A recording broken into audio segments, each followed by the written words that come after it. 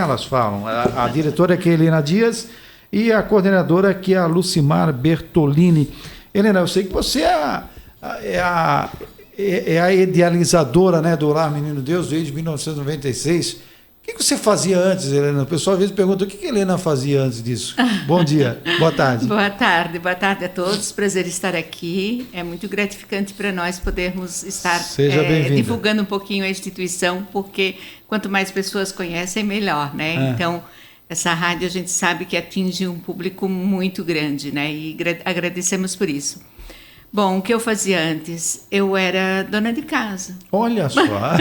20 anos de dona de casa. Fazia bastante coisa. Bastante coisa, muita coisa. Principalmente trabalhar de táxi para os meus filhos, né? Eu levava um para fazer curso, outro para aula, buscava um, levava o outro.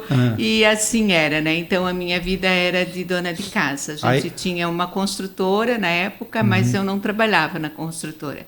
Então, eu só trabalhava em casa. Bem, essa decisão de sair para dona de casa e comandar uma entidade que acaba cuidando de pessoas que precisam mais ainda, é uma decisão que é uma decisão bastante forte, é de se doar mesmo, né, Helena? É verdade, foi uma decisão assim... Não digo sair da zona de conforto, mas uma decisão com muita coragem, com muito espírito de caridade, de amor com o próximo, né? E um espírito de deixar de lado muitas coisas que há 20 anos era prioridade na vida da gente, né? Na minha vida, abrir mão de algumas coisas, né? A gente abre mão, abre né? mão de muitas coisas, muitas coisas. E sem contar que eu não estava preparada. Né? Então, assim, é algo que muito pouca gente sabe, mas eu tinha a 4ª série quando eu me casei e ali eu continuei com a 4ª série. Né? O 4º ano, que dizia antigamente, né? Eu não tinha preparação nenhuma, eu não tinha estudo nenhum, a não ser a minha vivência, que também é um grande livro aberto, né? Mas eu não tinha, e aí depois disso, principalmente depois da separação, que veio depois de 2 anos do lar, que eu me separei. Aí, depois disso, com 30 e poucos anos, eu comecei a buscar, né? Comecei a voltar a estudar, supletivo. Aí fiz uma faculdade, daí nem terminei aquela, fiz outra. Né? Então, hoje eu tenho 3 faculdades, eu tenho uma pós, né? Sou assistente social, sou gerente, tenho faculdade de administração e tenho uma pós e mais uma graduação em coaching. Então, um conjunto de formação que traz aí um benefício, né? Isso, cada vez mais para a melhoria da entidade, né? Então, com 50 e poucos anos eu estava sentada na carteira, com 60 e poucos anos eu estava sentada na carteira, e aí por diante. Então, foi uma busca bastante grande nesse sentido, né? Para poder manter a instituição com clareza, com idoneidade, manter mesmo de portas abertas, né? Cada vez buscando mais ajuda, mais a colaboração e mais transparência. Tá certo. Anderson Tunis. Bom, boa tarde, tudo bem? Sejam bem-vindas aqui na Rádio Cidade. A gente percebe aqui, o Lar Menino Deus tem psicólogo, fisioterapeuta, né, nutricionista, pedagogo. Como é que é trabalhar com esses profissionais e falar um pouquinho do funcionamento do Lar Menino Deus, né? E também dos desafios. A gente vai ter o troco solidário. Acredito que a questão financeira é o maior desafio, né? Mas além deste desafio, quais são os outros desafios que vocês têm lá na casa? Eu acredito que lidar com pessoas, né, é sempre um grande desafio. Imagina a pessoa que não tem problema nenhum, já é difícil. Isso. Imagina a pessoa que tem muitas vezes um problema, né? Uma deficiência, uma necessidade especial, né? Uma atenção maior, né? Isso explica a quantidade de profissionais que vocês têm lá atuando na casa, a gente né? preza pela qualidade de vida, né? Então, a gente tem todos esses profissionais, a gente tem 12 moradores e tem 22 profissionais, né, Lu? Isso mesmo. Então, é uma quantidade de profissionais bastante grande para a gente poder oferecer cada dia mais inovação, cada dia mais qualidade de vida, porque a pessoa com deficiência, a fase que ele envelhece é com 40 e poucos anos, 30 e poucos anos, ele já tem a fase de envelhecimento, né, pessoa com deficiência. Então, cada dia se torna mais difícil trabalhar com ele. E como a gente tem a dificuldade de trabalhar com o morador, que a gente chama morador, né? Com o morador da casa, a gente também tem a dificuldade de lidar com aquele profissional que trabalha com o morador, porque exige muito. né? Um setor da instituição que a gente tem uma rotatividade muito grande de profissionais é o setor de cuidadoras, que é o que a gente mais precisa. Mas a dificuldade é por quê? Porque ela tem que lidar direto com ele, né? Então, a cuidadora é o ponto-chave para um morador, né?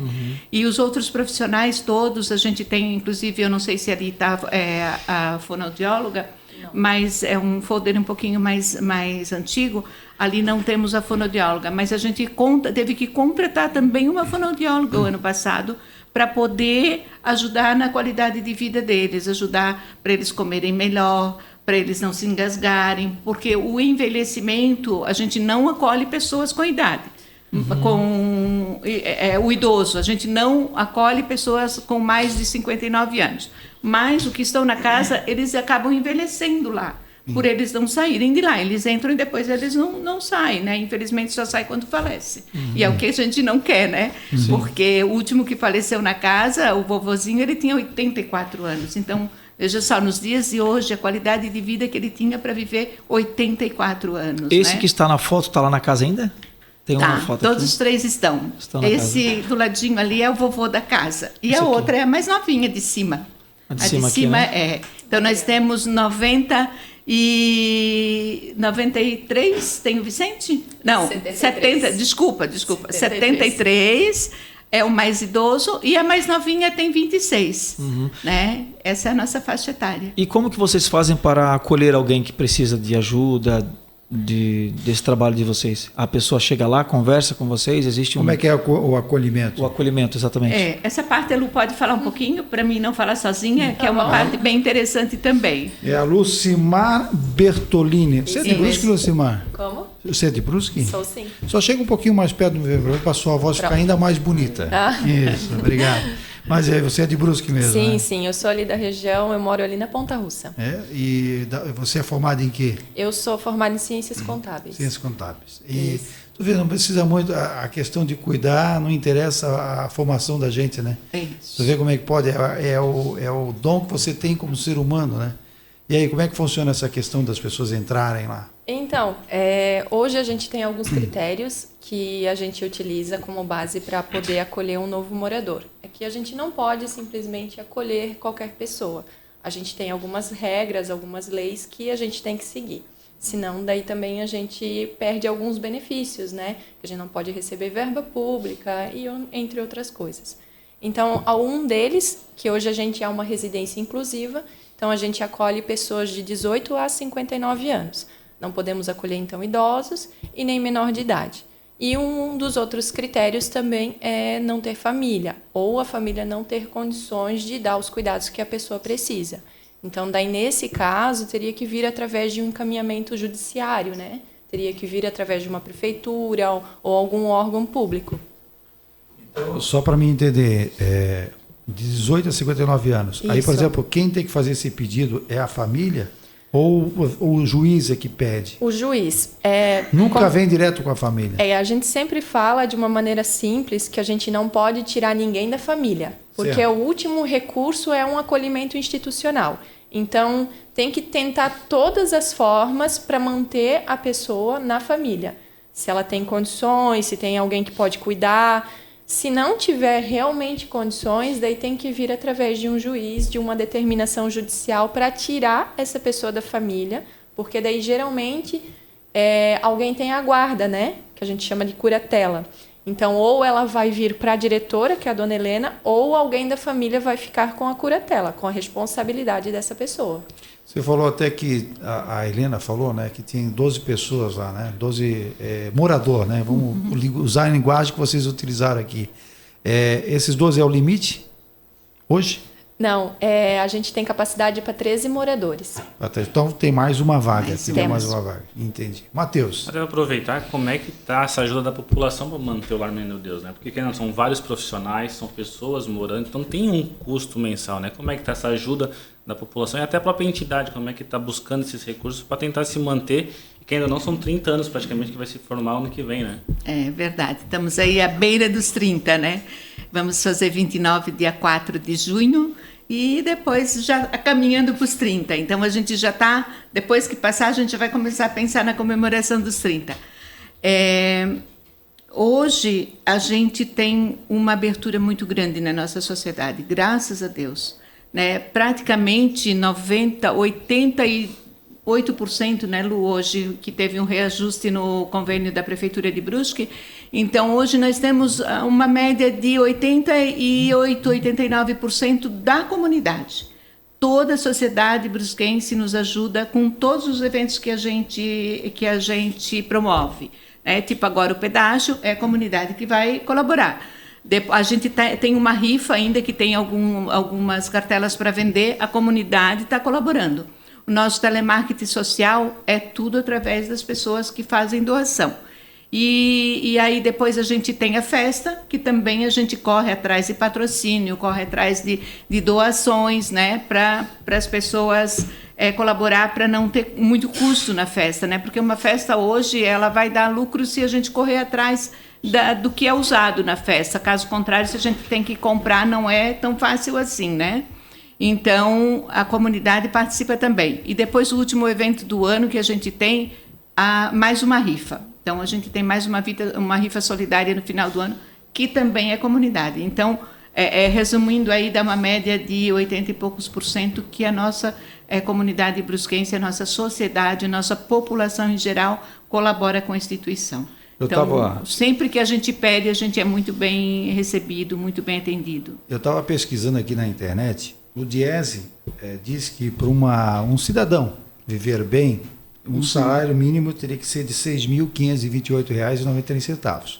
Aí eu fiz uma conta rápida aqui, contando 12 pessoas. Vocês teriam uma despesa só para manter o básico, que é a alimentação e as necessidades básicas. R$ 78.347,16. Aí a gente tem que lembrar que vocês mantêm os profissionais, que são 22. É isso. Quem é o cidadão que fez uma faculdade, que se preparou, que vai trabalhar por um salário mínimo? Então já começa a pensar por aí, você tem que pensar grande. Porque senão a pessoa não vai trabalhar. A senhora mesmo falou das cuidadoras. Cuidadora hoje, se você não paga bem, eles não trabalham. Entendeu como é que é? Então, aí você começa, não precisa nem dizer a soma, mas olha só quanto isso dá no final. É assustador, né? Ó. É assustador. Mas a gente até trouxe aqui Delamar, né? Delamar. Olha, ainda lembrei seu nome, viu? Viu? Isso que eu nem falei para ela, viu? Eu lembrei, mas eu lembro de muitas coisas lá do começo da instituição. A gente até trouxe aqui o balanço. Nosso balanço patrimonial. Olha só. Que então, lançado todos os anos. Então, aqui vocês vão ver que a nossa despesa mensal, ela dá um pouquinho mais, bem mais do que você falou. Posso olhar? Claro, fica à vontade. Ele eu sou contador também, tá? Mas não exerço que legal. Hoje eu só conto histórias aqui. Mas vamos importante. Lá. Então, para ter uma ideia do quanto que a gente tem que buscar, né? Por quê? Porque o nosso convênio ele é de R$ 20.800 da Prefeitura de Brusque. Né? Aí, o resto, a gente tem que correr atrás. Né? Então, para adquirir um computador, para adquirir uma geladeira nova, para trocar algum eletrodoméstico dentro de casa, um veículo, uma moto, alguma coisa, a gente tem que correr sempre atrás de editais. Né? Então, todos esses bens que a gente consegue adquirir, eles vêm através de editais. Tipo agora, a Lu acabou de escrever dois projetos de edital. Um foi da Vara Criminal aqui de Brusque, do Dr. Edemar, e a outra foi da Vara Federal de Itajaí. Né? Então, a gente está sempre correndo atrás de editais. Teve o ano passado, até o finalzinho foi no ano passado, né, Lu? A gente tinha um projeto do Pronas, que é lá de Brasília, lá de longe, mas um projeto do Pronas a gente conseguiu escrever, e o problema, Delamar, é que esses editais a gente não pode pagar profissionais. O do Pronas a gente pode. Né? Então, a maioria das técnicas, né, que a gente tem ali, que você leu, elas poderiam ser pagas pelo edital, mas do Pronas, mas outros a gente não pode. Então, realmente, a gente tem que desembolsar, a gente tem que correr atrás para poder manter a instituição. Então, é uma luta todo dia. O telemarketing social hoje é o nosso carro forte, né? Então, hoje, ele nos ajuda. O ano passado foi essa parte financeira, a Lu pode me dizer melhor, mas foi 31,68% que o telemarketing nos ajudou a manter. Né? Então, convênio, eventos, é tudo um pouco menos. O PPC de cada morador também a gente tem, né? O PPC de cada morador na casa, que é um salário, né? Tem aquele convênio também com o SAMAI, isso ali ajuda pra caramba, com o SAMAI, né? que é o que faz parte do telemarketing, né? Essa é aquela conversa direta, né, com o morador, para convencê-lo a importância de doar de forma mensal, mesmo, não é isso? Né? É isso, e a gente está voltando com o PAP agora esse ano, a gente voltou, né, de porta em porta, para pedir essa contribuição, ou até aquela pessoa que doa um pouco menos, mas que o motorista, o mensageiro, a gente chama de mensageiro, né, que é motoboy, mas é mensageiro. A gente chama de mensageiro, vai na porta da pessoa buscar, então, para passar para essa SAMAI, né? Por quê? Porque através da SAMAI a gente não tem despesa, né? Então, essa forma é a melhor forma. Hoje o Pix também, ele ajuda bastante no telemarketing. Então, a pessoa às vezes não quer que o mensageiro está lá na porta todo mês, elas dão uma ligadinha e aí, então, a pessoa faz o Pix. E tem uma situação agora que a gente tem que aproveitar, eu acho que é bom levantar isso também e avisar o pessoal, né? Esse ano nós temos agora até o mês de maio a declaração de imposto de renda. E aquela doação que se faz direto para a entidade, ela vale, no caso para vocês, ou não? Não vale? Para nós ela não vale. Ela Mas tem que ser feita, Helena? Porque é a lei do Estado, do município, do Estado. Cada município, cada Estado tem uma lei. E a nossa, inclusive, a gente participa do Conselho da Assistência Social, a Lucimar hoje é vice-presidente e está aí como presidente, porque a presidente não está mais à frente, e também do Conselho do Idoso, do Conselho da Criança e Adolescente, a gente não participa mais. Mas o Conselho do Idoso hoje é o que é mais forte. Não era vantajoso isso? Era muito vantajoso se pudesse ser direto. Por quê? Porque a pessoa tinha a opção. Isso aí, né? Para quem não sabe, tá? Funciona assim, tá? Eu tenho que pagar imposto de renda.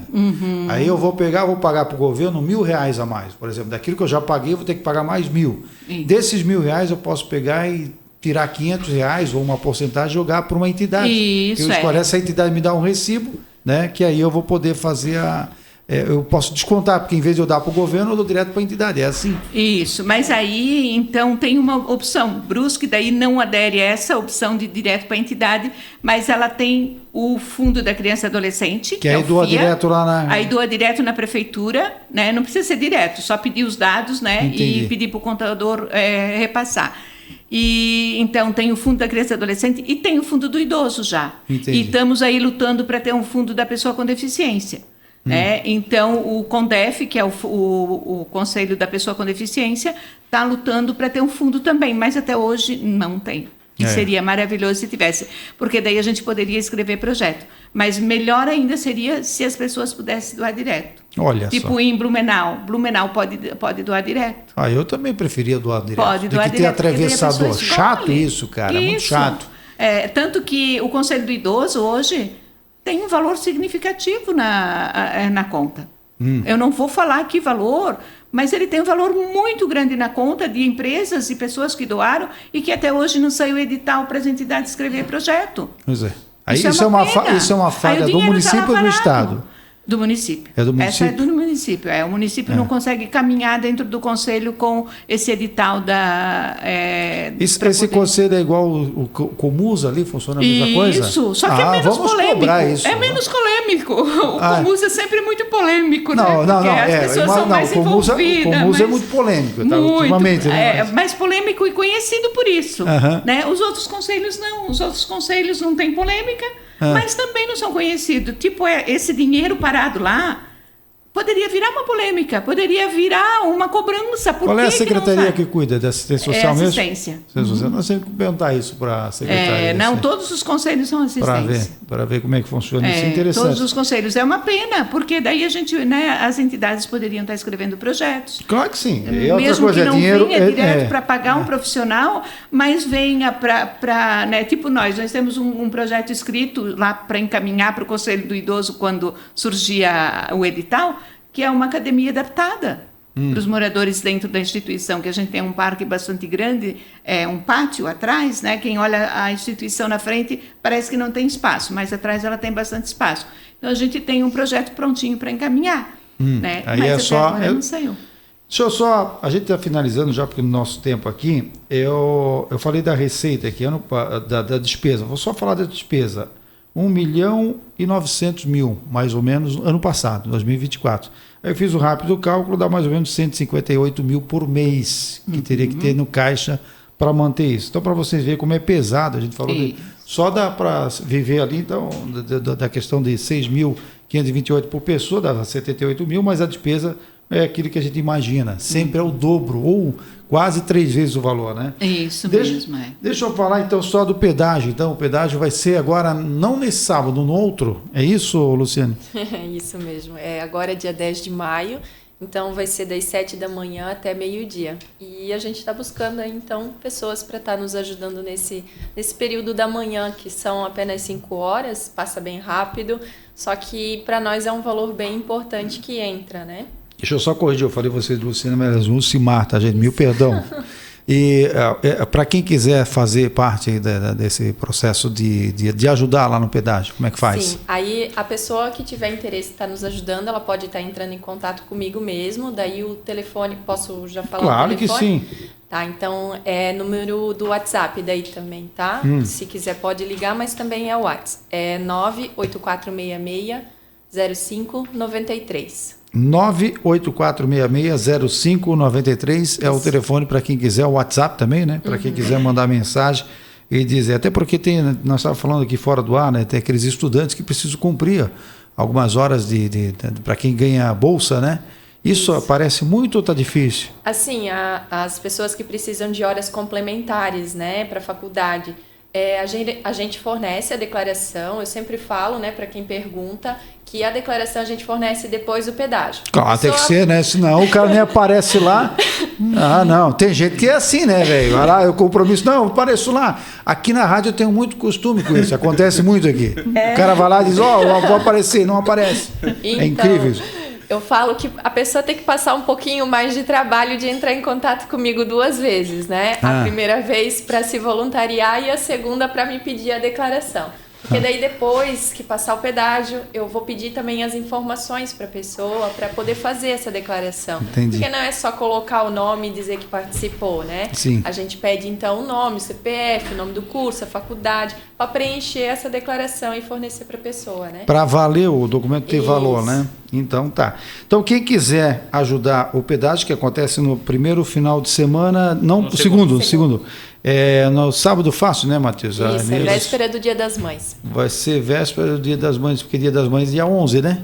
No domingo. No outro, é verdade, é porque domingo é dia 10, então. Tá certo, domingo é Dia das Mães, tá certo. Meu, vai estar cheio esse centro, né? Vai ser uma maravilha, só falta pessoas para trabalhar. Você sabe que o Dia das Mães é um período que mais dá resultado para o comércio. Olha só. Mais do que o Natal. Tu vê como a mamãe é valorizada, né? É uma maravilha.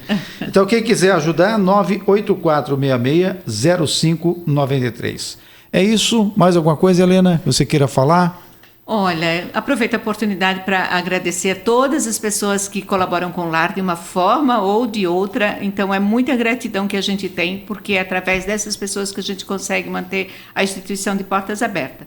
E agradeço também a todos vocês que nos receberam aqui hoje, que é com muito carinho que a gente esteve aqui, que a gente está aqui, para poder o pessoal de Brusque conhecer um pouquinho mais a instituição. Então, gratidão sempre. Muito obrigada. Obrigado pela presença, Helena. Obrigado pela presença, Lucimar. Prazer. Obrigada. Vamos